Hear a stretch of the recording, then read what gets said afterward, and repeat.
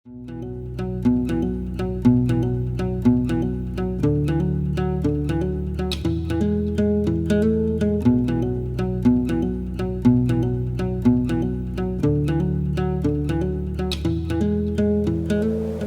l'occasion de la seconde édition du Darwin Ocean Climax, festival qui prend ses quartiers à Bordeaux au sein d'une caserne éco-réhabilitée depuis 2013, What a Beautiful World est allé à la rencontre des acteurs de cet événement hybride, mix de musique, de festif et de prise de conscience. Dans ce premier épisode, nous avons échangé avec les co-organisateurs du festival au sein même de ce lieu sur lequel a enquêté Philippe Gagnebé, journaliste, auteur du livre Réinventer la ville, les révolutions de Darwin à Bordeaux. Philippe Gagnebé, qu'est-ce qui vous a motivé pour enquêter sur Darwin, ce lieu unique en France ? J'ai débuté l'an dernier une espèce de série qui va se poursuivre dans les années à venir sur des reconversions de friches industrielles ou de bassins d'emploi dévastés avec l'angle écologique. Ce qui m'a intéressé ici, c'est évidemment la taille du lieu, le gigantisme de ces anciennes casernes. Cela placé dans le nouveau projet urbain bordelais, impulsé par la municipalité. Mais ce qui m'intéresse surtout, c'est de voir que face souvent à des lenteurs administratives, des collectivités, de bureaucratie, le privé, qui porte souvent des bonnes idées, peut s'investir dans ces projets. Et puis moi, mon angle, c'est toujours l'angle écolo. Et Darwin ont pris cet angle écolo, de transition écologique à bras-le-corps. Et ça fait partie des fondements de ce que je fais dans les bouquins. Tu es quelqu'un de l'extérieur, donc tu es neutre, tu n'es pas jugé parti. Ce qu'il faut savoir, c'est que Darwin, et tu en parles très bien, est un lieu qui exacerbe les passions. Comment tu l'expliques ? Darwin est un peu l'exemple en France. Il se trouve que quand je suis arrivé à Bordeaux aussi, j'ai des amis à Bordeaux, j'ai passé des soirées à me faire taper dessus parce que je faisais quelque chose sur Darwin. Alors moi j'ai un regard neuf, je ne suis pas dans la tambouille ou cuisine bordelaise, je comprends que ça exacerbe les passions, mais c'est tant mieux. Vive le débat et vive les nouveaux lieux. C'est très clairement l'implantation d'Emmaüs en début d'année, qui selon moi apporte une nouvelle mixité. Et puis c'est aussi le discours de Philippe Barre et de Jean-Marc qui sont conscients de tout ça. Ils essayent de construire ce qu'on appelle une ville inclusive pour apporter d'autres populations. C'est vrai qu'aujourd'hui, on n'a pas le public des quartiers défavorisés qui vient peut-être à Darwin. Cela dit, je sais aussi qu'il y a une quarantaine d'associations qui sont hébergées gratuitement ici. C'est pas rien. Il ne faut pas s'arrêter aux portes de l'épicerie bio et du bar. Il faut continuer plus loin là-bas. Moi, j'ai logé dans les Tétrodons, je suis allé dans le skatepark. Je peux vous dire que de la mixité, il y en a. Il faut imaginer ce qu'il y aurait pu avoir à la place. C'est aussi toujours mon propos. Est-ce qu'on veut une ville bétonnée, uniformisée, que pour des cadres sup qui viennent se loger ici, ou est-ce qu'on veut des endroits différents ? La diversification dans une ville, c'est primordial. Ce qu'ils font ici, au-delà de tous ces débats un peu faux, je pense, sur les tarifs, faut penser à ça, à la chance que vous avez ici d'avoir des lieux comme ça. Je m'adresse aux Bordelais, je vous jure que vous êtes très enviés dans toute la France. Moi, mon propos, c'est vraiment une dimension nationale et même européenne sur comment construire une ville autrement. Et je pense qu'en France, Darwin est peut-être pas le meilleur, mais en ce moment vraiment très en pointe sur ces questions-là. Comme le souligne Philippe Gagnebé, Emmaüs Gironde fait aujourd'hui partie intégrante de l'écosystème darwinien. L'association a installé un nouveau bric-à-brac dans un des hangars de la caserne Niel. Pour cette seconde édition, Emmaüs est partenaire du festival. Rencontre avec Pascal Lafargue, président d'Emmaüs Gironde, pour savoir ce qui réunit les descendants de l'abbé Pierre et le nouveau monde protéiforme de Darwin. Alors sur quoi nous sommes-nous retrouvés ? Principalement sur l'idée qu'on doit tout remettre en place, tout remettre à plat dans cette société qui ne va pas du tout. Et donc ce que fait Darwin ici, ce qui est la base de la philosophie, pour faire un peu prétentieux, d'Emmaüs, c'est évidemment de replacer l'homme au centre du système. Voilà, c'est là-dessus. Et puis, Darwin nous a fait l'amitié de reconnaître qu'Emmaüs, nous étions un peu les précurseurs de leur modèle. C'est-à-dire un système basé sur l'économie de la récupération, sur la valorisation des échanges et on recycle les hommes, les objets, les relations. Voilà, donc on a commencé à travailler sur l'accueil différencié des migrants. Ce qu'a eu envie de faire Philippe Barre, et c'est là-dessus qu'il m'a interrogé, c'est des petits accueils disséminés un peu partout dans la ville. Et il a dit, moi j'ai envie d'en faire un à Darwin, est-ce que tu veux m'aider? Évidemment, je dis oui. Et on a commencé à accueillir des Sahraouis, mais qu'on a associés à d'autres publics, c'est ce qui m'intéressait. Lorsqu'il m'a parlé du festival, de l'édition 2, il m'a dit, moi je voudrais qu'on fasse un éclairage particulier sur les migrants. Est-ce qu'Emmaüs veut s'associer à la production de l'édition 2 du festival Ocean Climax? J'oublie pas mes racines emmaüsiennes. La première réaction, c'est l'appel de l'abbé Pierre, 1954, quand même. C'est le cri du début des années 90, en pleine crise du logement, Emmaüs construit. Et aujourd'hui, avec Climax, je dirais Emmaüs construit autrement. Et là-dessus, on va se retrouver parce qu'on va faire des choses pour régler les problèmes primaires des gens. Hein. Il faut qu'ils aient de quoi se nourrir et il faut qu'ils aient avant toute chose un toit. Donc on peut faire autrement que des barres d'immeubles, que des programmes un peu délirants pour loger des gens qui ne sont pas ici.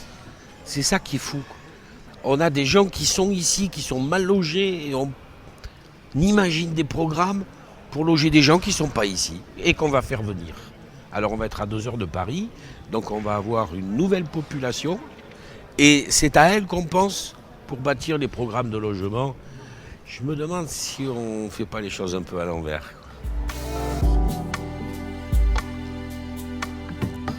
Quatre jours de musique, de cultures urbaines et de conférences traitant d'écologie et de société, le festival a fait de ce mélange atypique des genres son identité et sa singularité. Entre divertissement et prise de conscience, cette formule qui pourrait en troubler certains, est reconduite pour la seconde fois. Jean-Marc Gansil, porte-parole de Darwin, nous explique le pourquoi de ce parti pris audacieux. On a toujours eu cette intuition qu'il fallait tout mélanger. Darwin, c'est un très grand mélange entrepreneurial, associatif, public, privé, citoyen, entrepreneur.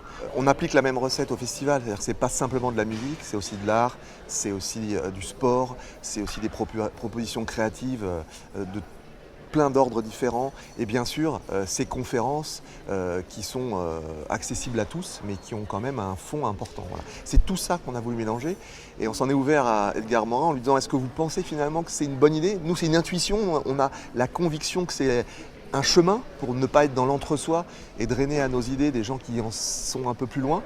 Et il nous a dit, évidemment, la fête crée la communion crée la pensée, et la pensée crée la conviction. Voilà. Et c'est exactement ce qu'on cherche à faire. Alors bien sûr, certains seront venus que pour les concerts, ils seront éclatés, c'est déjà chouette. Puis d'autres auront capté sur ce chemin tout un tas de messages, et peut-être que ça les aura fait progresser en conscience.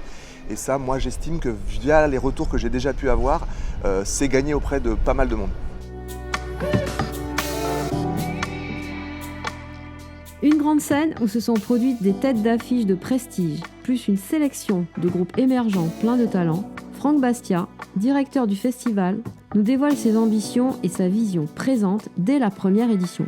En faisant le grand écart entre De La Soul et O2N, entre Temples et Air, voilà, on parle à énormément de générations. Il y a un côté transversal comme ça qui nous ressemble bien, qui ressemble bien à Darwin.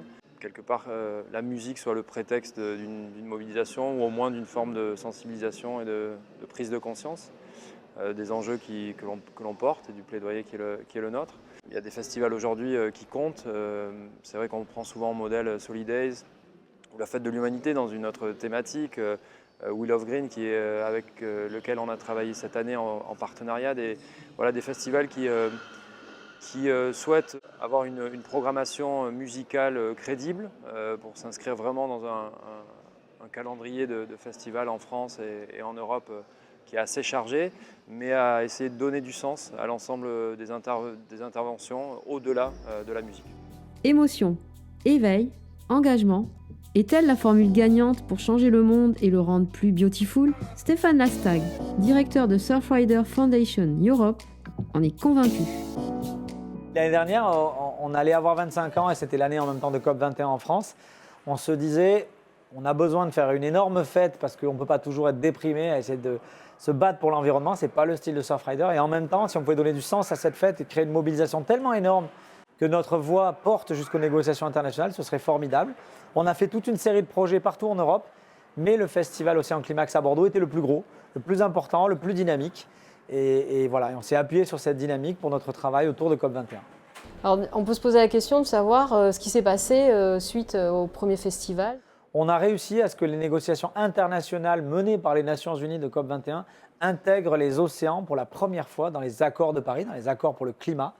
Donc c'est une victoire considérable, c'est une porte ouverte gigantesque pour les 10 années à venir.